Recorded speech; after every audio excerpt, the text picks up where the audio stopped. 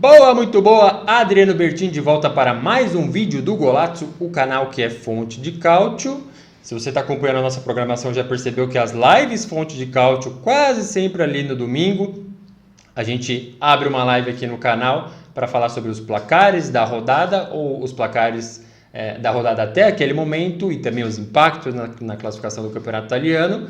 Já aproveita e grava o nosso podcast semanal. Sabe muito bem que essa programação voltou, então estamos oficialmente de volta. Fica aí o convite para já ligar as notificações aqui do canal e acompanhar e participar, porque é muito legal. A gente bate um papo com todo mundo que comenta e quer falar sobre o nosso querido cálcio. Claro que a dedicação do tempo é muito mais ao abastecimento do nosso golazzo.com.br, o blog que é fonte de cálcio. E quando acontece alguma coisa excepcional como agora, a gente grava o nosso vídeo para dar a nossa opinião, exatamente o que eu estou fazendo agora e o porquê. Você já sabe bem o porquê, você já leu no golazzo.com.br que a Juventus perdeu 15 pontos na classificação do Campeonato Italiano 2022-2023. E o porquê disso? Eu não vou aprofundar aqui nesse momento o porquê, deixo o convite para ler ali o nosso artigo que explica muito bem, de maneira objetiva, pragmática, mas o resumo da coisa é que as contas que a Juve apresentou foram recusadas pelo Ministério Público, ou seja, ela documentou quanto ela ganhou com transferências de jogadores durante um certo tempo, e aí o Ministério Público bateu o olho e falou, isso aqui não é verdade. Você ganhou menos do que você está documentando aqui. No noticiário italiano, isso está sendo chamado de plusvalenza ou plusvalenze no plural, mas é resumidamente isso que aconteceu. Em dezembro de 2022, durante a Copa do Mundo, o Agnelli, presidente, e o vice, o Nedved, pediram demissão ao apresentarem um comunicado oficial ali que tinha muito blá blá blá, mas dizia, a informação mais substancial era, deu merda, apresentamos aqui os nossos gastos e lucros, o Ministério Público e o Tribunal de Turim recusaram, falaram, tem suspeita aqui, então a gente está pedindo demissão para não ter nenhum problema aí com o clube, talvez com a gente também não, e fizeram isso. Era intervalo do campeonato italiano, congelado por causa da Copa do Mundo, o campeonato italiano voltou, a Juve lá com uma série de vitórias legal, mas agora saiu a sentença. Infelizmente foi logo depois dessa goleada que tomou aí de 5-1 para o Napoli, e a sentença é essa, menos 15 pontos na tabela de classificação e os dirigentes ainda suspensos, alguns com 30 meses, outros menos períodos. Outros clubes também foram investigados, todos inocentados, inclusive os seus dirigentes. Teve Sampdoria no meio, Pro Vercelli, enfim, outros nomes aí também documentados no nosso artigo lá no golazzo.com.br. Muita gente fez uma conexão com o Calciopoli, lá de 2006. E eu acho que há uma conexão, mas não do método. O Calciopoli, para quem não sabe, foi ali a descoberta de um esquema que a Juventus liderava junto com outros clubes de pressão em árbitros. Então, eles tinham um esquema de ou favorecimento, ou ameaça, ou pressão. Tudo isso aconteceu, tudo gravado, em árbitros e na comissão de arbitragem para ter favorecimento nos placares. Uma vez descoberto aí esse esquema, a Juve perdeu os 2 Scudetti, um foi para a Inter, o outro foi revogado e foi enviada para a Série B, onde iniciou a temporada seguinte com pontuação negativa. Não tem nada a ver um caso com o outro, o de agora é isso que eu expliquei do termo plusvalenza e o outro é uma pressão em árbitros. Mas então qual que é a minha conexão / crítica de ambos os casos? Aqui me parece que a Juventus não aprendeu absolutamente nada com o que aconteceu, nada mesmo.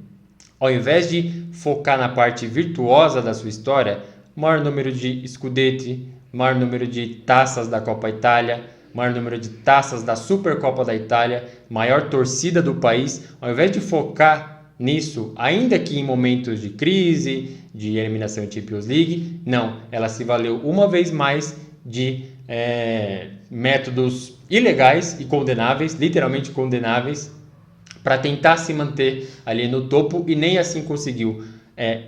Esse período que foi investigado de transferências, a Juventus não ganhou quase nada. Teve Copa Itália, acho que teve ali um fragmento de Scudetto, mas Champions League só vexame. Então, assim, foi uma manobra salarial para manter um time que não entregou nada, entre aspas. Então, ao invés de focar na parte boa da coisa e tentar passar por momentos difíceis da maneira legal, Não, a Juventus optou mais uma vez por esse caminho ardiloso aí, que tem resquícios dessa pompa ou desse desejo de se manter no topo a qualquer custo, literalmente a qualquer custo, ainda que seja um custo falso.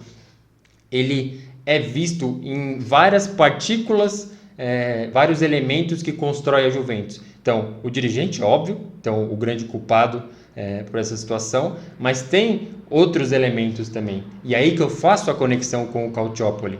Tem muito torcedor que ainda celebra o número de 38 taças do campeonato italiano. E não, a Juventus tem 36, porque as duas do Calciopoli foram removidas. Mas alguns torcedores, sim, apoiam e defendem a tese de que não, nós temos 38. Então, ignorando o Calciopoli, ignorando toda aquela sentença.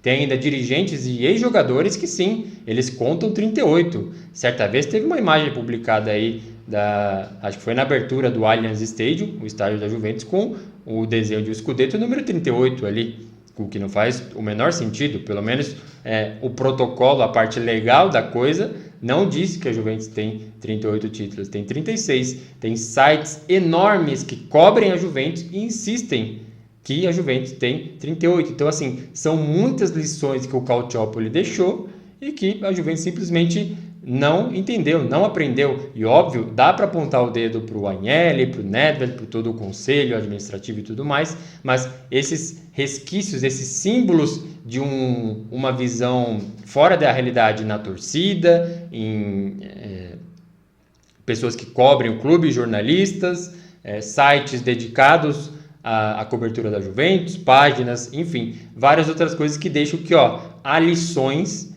nessa artimanha feita no Calciopoli e agora, uma vez mais, deixou lições do que não fazer. E ao invés de fiscalizar, mudar a postura, focar na história brilhante do maior clube da Itália, não. Eles repetem, utilizam outros caminhos, é verdade, mas preferem repetir esse verdadeiro papelazzo. Mais uma vez, Juventus aí nas páginas com aqueles títulos mais gostosos, condenando aí essa postura de dirigente da Juventus, enfim, toda a história de um clube manchada. Uma vez mais, a gente sabe que não é definitivo, o futebol é bom por causa disso, que há sempre o dia de amanhã. Depois de tomar 5-1 do Napoli, tem uma classificação aí para as quartas da Copa Itália, e agora também esse momento vai passar com certeza, mas deixa lições. A pergunta que fica é, será que dessa vez elas serão aí entendidas, serão aprendidas?